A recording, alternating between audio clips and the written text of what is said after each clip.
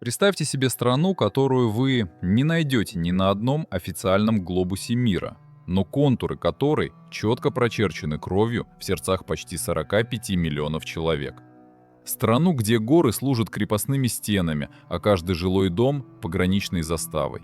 Это Курдистан. Самая большая непризнанная территория в мире площадью от 400 до 450 тысяч квадратных километров, что примерно вдвое меньше площади Турции. Если бы сегодня все эти территории объединились воедино, то Турция навсегда потеряла бы около 25% своей современной территории. Ирак лишился бы почти 15% площади, а с учетом спорных нефтеносных районов до 25%. Сирия была бы вынуждена безвозвратно отдать порядка от 15 до 20% своих плодородных северо-восточных земель, а гигантский Иран лишился бы около 8% своих стратегически важных западных провинций. Это мир, где под запретом полиции миллионы людей выходят на улицы в ослепительно ярких национальных нарядах, чтобы зажечь костры Навруза и станцевать свой последний, отчаянный танец свободы. Это земля, где хрупкие молодые девушки с улыбкой на лице надевают камуфляж, берут в руки автоматы и заставляют панически трепетать самых жестоких религиозных фанатиков планеты. Это суровый край, где седовласые старики и безусые юноши ежедневно взваливают на плечи неподъемные тюки и отправляются в смертельно опасные походы через обледеневшие, заминированные горные перевалы, просто чтобы их дети не умерли с голоду. И одновременно это бурлящий регион, где среди хаоса и разрухи Ближнего Востока курды умудряются строить сверкающие стеклянные небоскребы, добывать миллионы тонн черного золота и создавать сильнейшие регулярные армии, с которыми вынуждены считаться мировые сверхдержавы. Это 4 абсолютно разных мира, 4 уникальных и парадоксальных уклада быта, объединенных одной великой и трагичной мечтой. Но почему 45 миллионов человек оказались в ловушке чужих империй?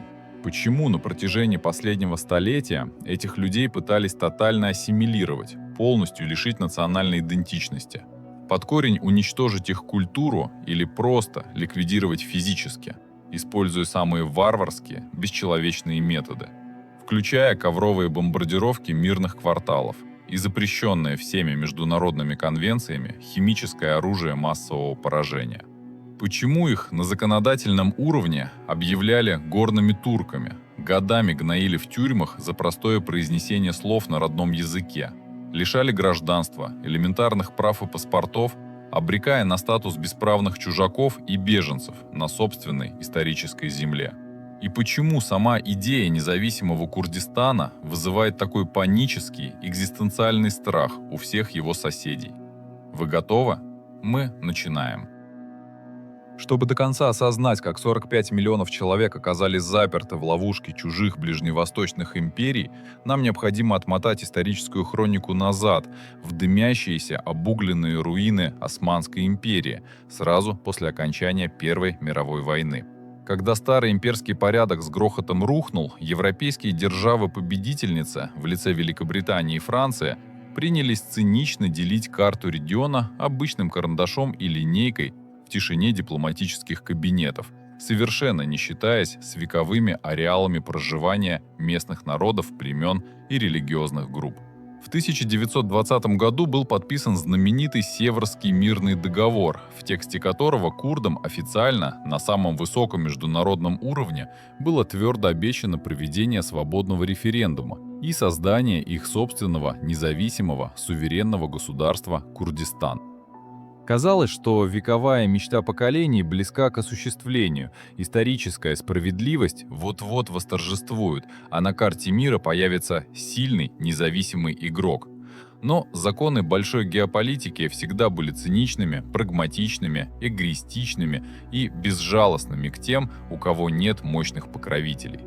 На обломках поверженной империи к власти стремительно пришел амбициозный, жесткий, бескомпромиссный и харизматичный турецкий генерал Мустафа Кемаль Ататюрк, который развернул яростную тотальную войну за независимость новой Турецкой республики.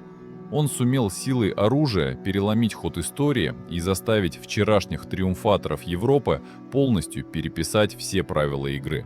В 1923 году Северский договор был окончательно выброшен в корзину для мусора, а вместо него подписан Лозаннский мирный договор, в тексте которого слово «курды» не упоминалось ни единого раза. Единая курдская земля была безжалостно расколота новыми государственными рубежами, превратив 40 миллионов человек в национальные меньшинства, разбросанные по 4 разным, глубоко враждебным государствам, с чего и началась великая вековая эпоха курдского сопротивления, разделившая единый народ на 4 изолированных осколка одной большой родины. Самый массивный, густонаселенный и непрерывно кровоточащий осколок – это Северный Курдистан, или Бакур, как называют его сами курды, расположенные на юго-востоке современной Турции. Здесь проживает самая большая часть этноса, по разным оценкам от 15 до 25 миллионов человек, и быт бакурских курдов представляет собой непрекращающееся ежедневное балансирование на грани скрытой партизанской или открытой гражданской войны.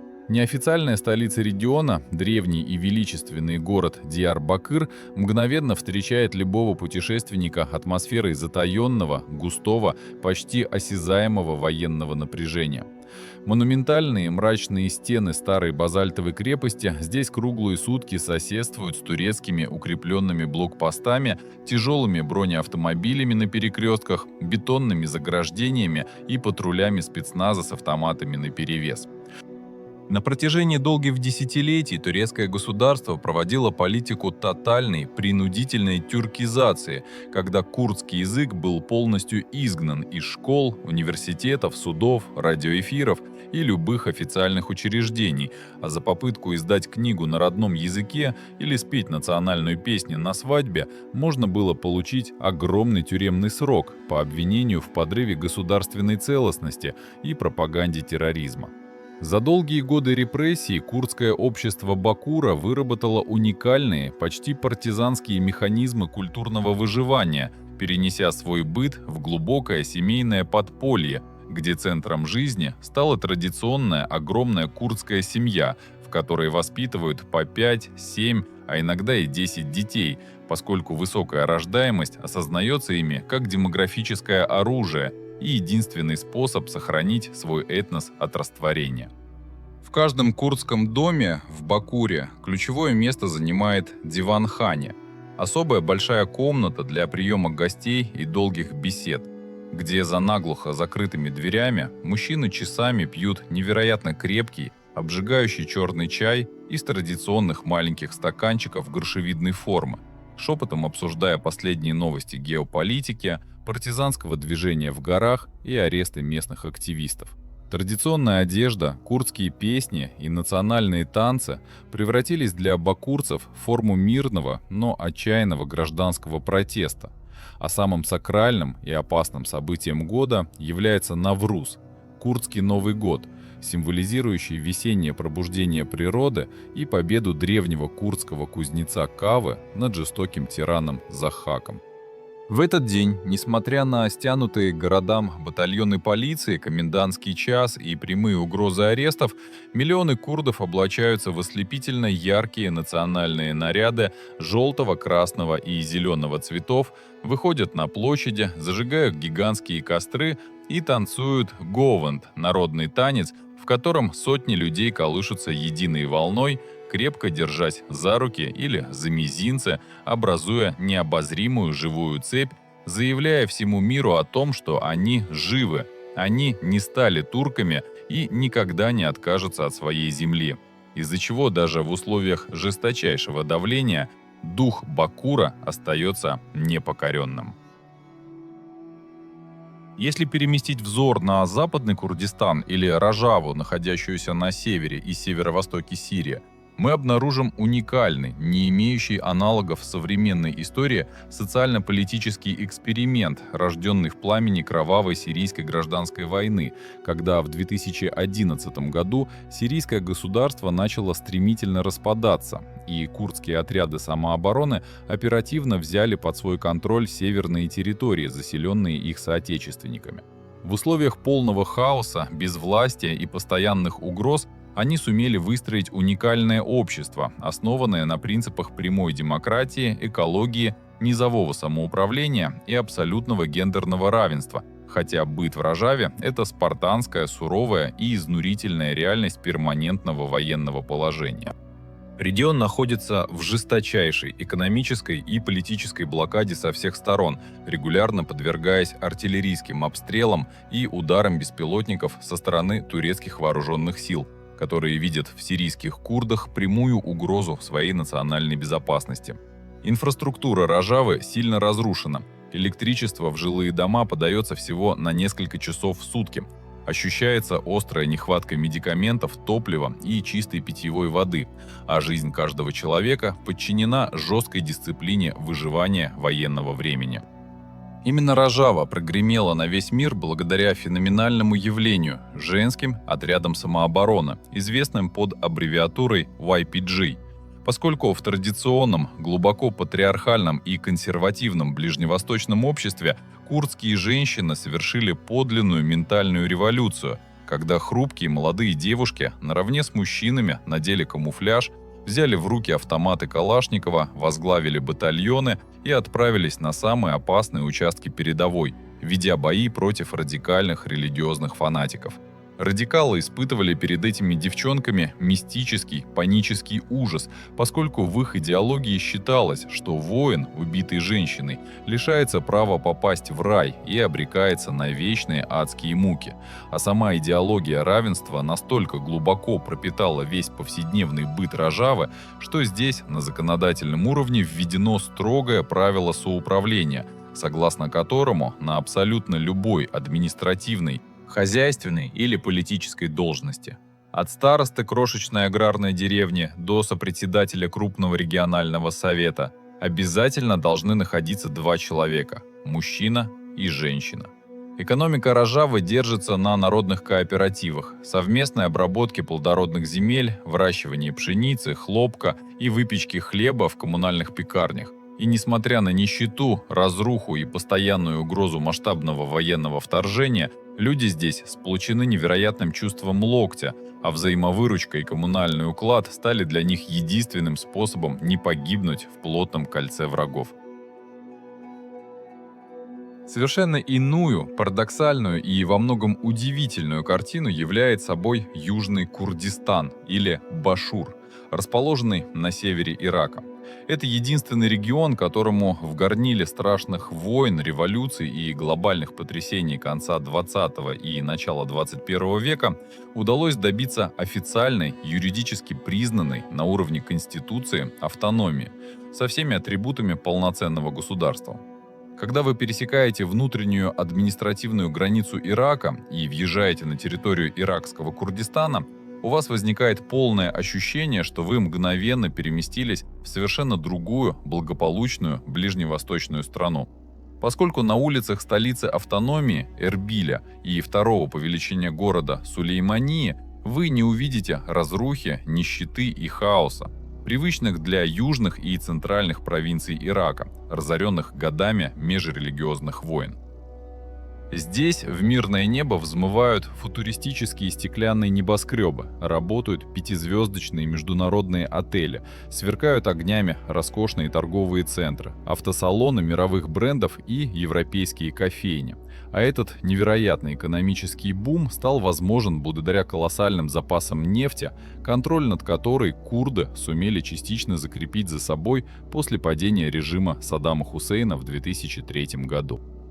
В Башуре курдский язык обладает статусом официального государственного. Везде открыто развиваются красно-бело-зеленые национальные флаги с ярким золотым солнцем по центру, работают курдские министерства, ведомства, школы, университеты, выдаются собственные визовые документы.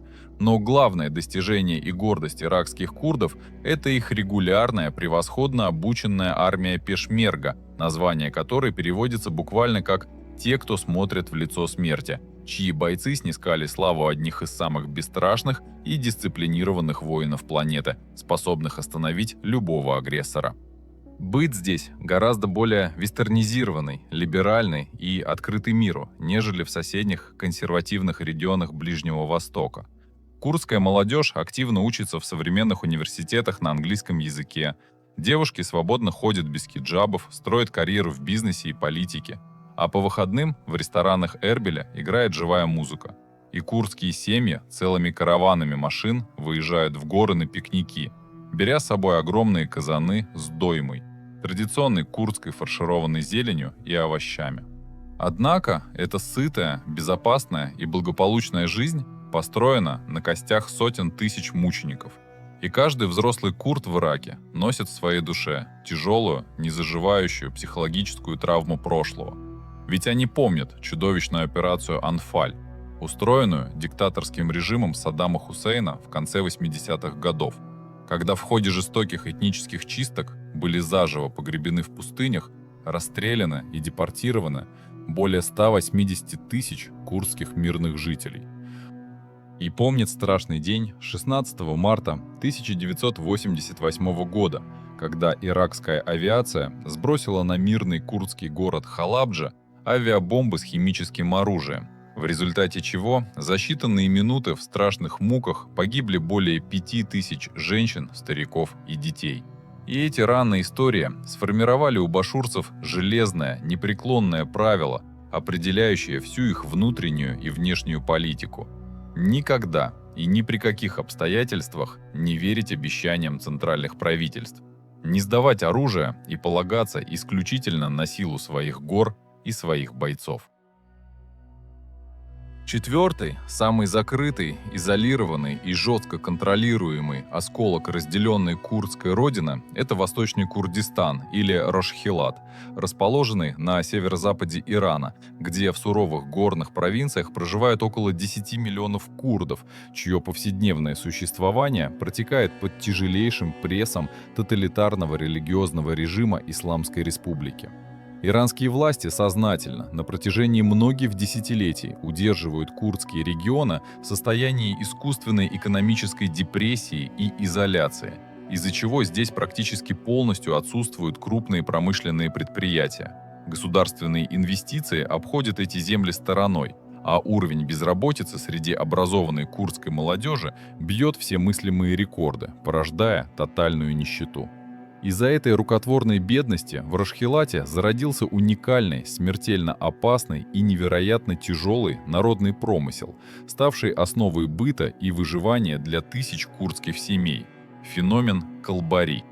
Колбары – это профессиональные курдские вьючные носильщики, контрабандисты по неволе, когда молодые парни, зрелые мужчины и даже седовласые старики ежедневно взваливают на свои спины огромные неподъемные тюки с товарами весом по 50, 60, а иногда и 100 килограммов и пешком отправляются в опаснейший путь через крутые, обледеневшие, заминированные горные перевалы на границе с Ираком, таща на себе бытовую технику, одежду, сигареты и автозапчасти.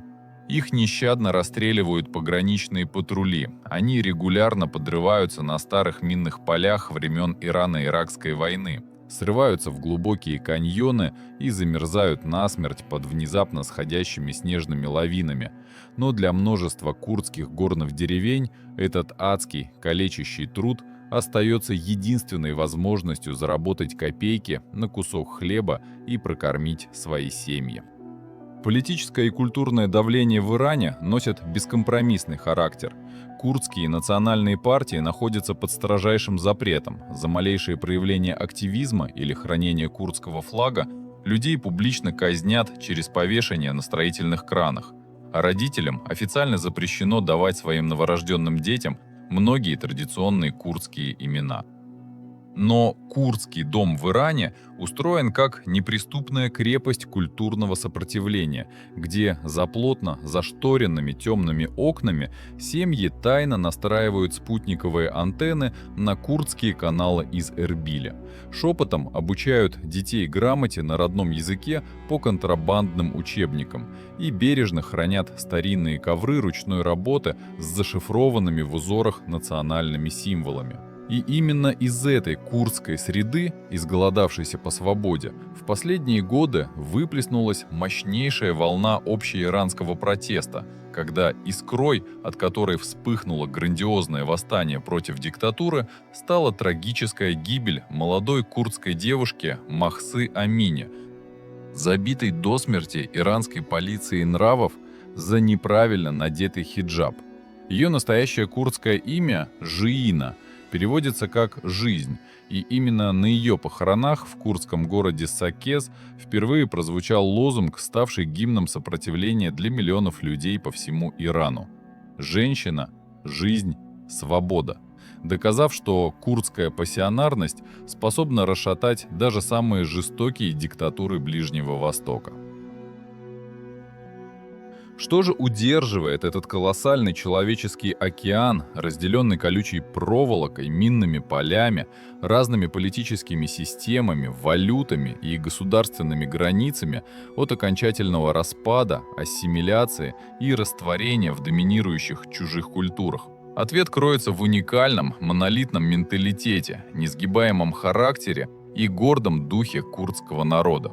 Ведь курды – это классический, рафинированный этнос горцев, для которых на протяжении тысячелетий суровые, дикие, величественные ландшафты горных систем Загроса и Тавра служили естественной средой обитания и надежным убежищем от бесчисленных завоевателей, отчего горы выковали в курдском характере потрясающую физическую выносливость, гордость, неприхотливость к жизненным лишениям и врожденную воинственность. Столетия жестоких предательств со стороны великих мировых держав, которые раз за разом использовали курдов в качестве разменной монеты в своих геополитических играх, а затем безжалостно бросали на растерзание местным диктаторам, научили этот народ горькой истине, сформулированной в их главной, самой известной национальной поговорке: «У курда нет друзей, кроме гор», из-за чего они привыкли рассчитывать исключительно на собственную стойкость, солидарность, взаимовыручку и верный автомат. В то же время суровый, воинственный нрав горцев удивительным образом сочетается в курдах с невероятным, доходящим до самопожертвования гостеприимством, ведь для курдской культуры гость – это священная фигура, посланник небес, и если путник, независимо от его национальности, языка или вероисповедания, переступает порог курдского дома, хозяин сделает все возможное и невозможное, чтобы обеспечить его полную безопасность, комфорт и уют. Для случайного гостя забьют последнего барана, отдадут самую лучшую комнату, чистые постели, а глава семейства никогда не позволит себе сесть за стол, пока гость полностью не наестся и не почувствует себя в абсолютном покое. При этом курдский этикет требует проявлять глубочайшее, беспрекословное уважение к старшему поколению, слову отца или старейшины рода, которое является непререкаемым законом для всей общины. Еще одна поразительная и уникальная черта курдского менталитета, резко выделяющая их на фоне остального Ближнего Востока, это их глубокая, искренняя религиозная терпимость и светский характер общества, поскольку большинство курдов исповедуют ислам суннитского толка, однако в курдской среде напрочь отсутствует религиозный фанатизм, радикализм или экстремизм, и рядом друг с другом в курдских городах и деревнях веками абсолютно мирно, уважительно и дружно живут мусульмане, христиане, шииты, алевиты и приверженцы синкретической, древней исконно курдской религии езиды. Ведь для курда высшей ценностью является его национальная принадлежность, его кровь, общие предки, язык и верность идеалам свободы. А то, каким именно способом человек обращается к Богу, считается его глубоко личным, интимным и неприкосновенным делом. Теперь необходимо вскрыть самый главный, глубокий пласт этой ближневосточной драмы и ответить на ключевой вопрос. Почему 4 мощных сопредельных государства испытывают перед идеей независимого Курдистана такой панический, экзистенциальный и непреодолимый страх, заставляющий их тратить миллиарды долларов, содержать огромные военные контингенты на курдских землях и идти на любые международные скандалы, лишь бы не допустить объединения этого народа. Первый и самый очевидный фактор – это классический страх территориального распада по принципу эффекта домино, поскольку географический регион Курдистан занимает колоссальную стратегически важную площадь в самом центре Ближнего Востока. И если хотя бы одна из 4 частей, например, иракский Курдистан, объявит о создании полноценного, официально признанного мировым сообществом независимого государства, это мгновенно запустит мощнейшую цепную реакцию по всему региону. И миллионы курдов в Турции, Сирии и Иране воспримут это как долгожданный исторический сигнал, немедленно поднявшись на освободительную борьбу ради воссоединения со своими братьями в рамках единого Великого Курдистана. Для Турецкой Республики это будет означать потерю почти трети всей ее современной территории и полный крах унитарной государственной модели, заложенной еще Мустафой Кемалем Ататюрком. А для Ирана и Сирии это обернется немедленной утратой их ключевых, обширных западных и северных провинций.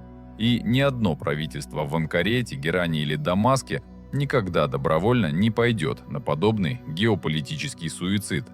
А потому они будут жестоко душить любые ростки курдской независимости еще в зародыше, координируя свои действия друг с другом. Второй фактор, заставляющий соседей трепетать при одной мысли о курдском государстве, это экономика и контроль над бесценными природными ресурсами, ведь земля Курдистана – это богатейшая кладовая Ближнего Востока, в чьих недрах сокрыты гигантские запасы углеводородов, такие как нефтяные поля вокруг иракского Киркука, месторождения сирийского Румейлана и турецкого Батмана, способные генерировать астрономические доходы. Но еще важнее нефти в 21 веке является пресная вода, и именно Курдистан выполняет роль главной водонапорной башни для всего засушливого Ближнего Востока, поскольку именно в суровых курдских горах берут свое начало и питаются ледниками великие реки региона – Тигр и Ефрат, от объемов воды в которых целиком и полностью зависит вся жизнь, сельское хозяйство и энергетика Ирака и Сирии. Если на геополитической карте возникнет суверенный Курдистан, он автоматически получит в свои руки мощнейшее гидрологическое оружие, сможет по своему усмотрению регулировать сток рек, строить плотины, гидроэлектростанции и в буквальном смысле слова диктовать свою волю соседям, получая возможность одним поворотом затвора на гидроузле обречь Багдад, Дамаск или южные провинции на катастрофическую засуху и голод. А контроль над такими водными и энергетическими потоками – это слишком высокий приз, чтобы соседи могли позволить ему достаться курдам.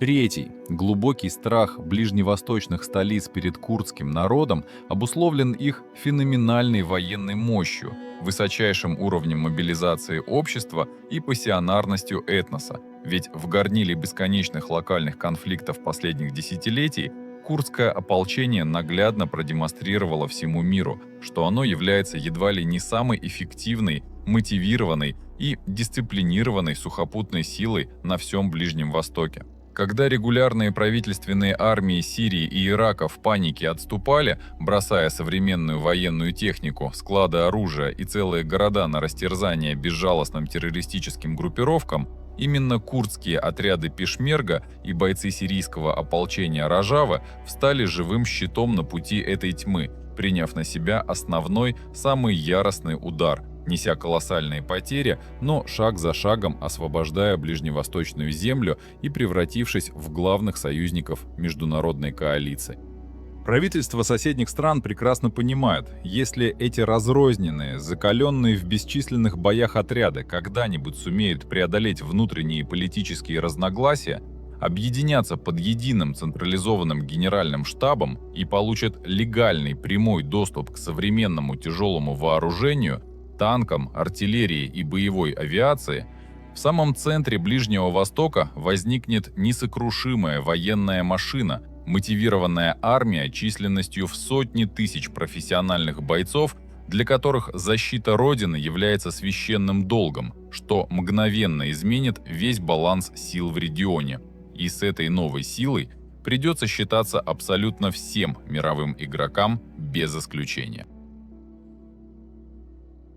Курдистан – это поразительный, уникальный исторический и геополитический феномен нашей планеты, чья история доказывает, что можно чертить любые искусственные границы на бумаге, можно опутывать землю тысячами километров колючей проволоки, утыкать ее минными полями и блокпостами, можно вводить жесточайшие законодательные запреты на родную речь, книги и культуру. Но невозможно стереть ментальную карту великой страны, если она жива в сердцах и умах 45 миллионов человек. Курдский народ продолжает упорно, невидимо для официальной дипломатии, строить свое государство каждый день в пространстве своей повседневности, созидая свою непризнанную родину, когда они поют старинные эпические песни своим новорожденным детям, когда бережно передают из поколения в поколение память о пережитых трагедиях, когда, вопреки всему, выходят на площади в национальных костюмах и когда крепко держат друг друга за руки в едином ритме древнего танца. Это великая, гордая и глубоко трагичная нация, чья потрясающая история пишется прямо сейчас, на наших глазах, разворачиваясь в тихом шепоте мужчин в чайных Диарбакыра под тревожный гул военных беспилотников в небе над Рожавой, на сияющих проспектах свободного и богатого Эрбиля и на смертельно опасных, обледеневших контрабандных тропах Ирана, где колбары рискуют жизнями ради выживания своих детей. Курды прекрасно осознают, что их тернистый путь к подлинной свободе, суверенитету и международному признанию будет долгим, изнурительным и потребует еще немало жертв. Но они также твердо и непоколебимо верят в свою историческую судьбу, зная непреложную истину, проверенную веками. Любые могущественные тирании рано или поздно рушатся. Некогда грозные империи превращаются в прах, искусственные государственные границы стираются ветром истории, а их родные, вековые, величественные горы остаются стоять вечно. Обязательно подписывайтесь на канал и ставьте лайк, если вам понравилось данное видео и вы хотите вместе с нами разбираться в загадках нашей планеты. Пишите в комментариях, что именно в истории и быте курдского народа поразило вас больше всего. Была ли это феноменальная отвага молодых девушек на передовой, смертельно опасные горные маршруты контрабандистов ради выживания своих семей, или поразительное умение строить процветающие мегаполисы прямо на пороховой бочке Ближнего Востока? Делитесь вашим мнением в комментариях, включайте колокольчик, чтобы не пропустить новые видео, и до встречи в следующих выпусках.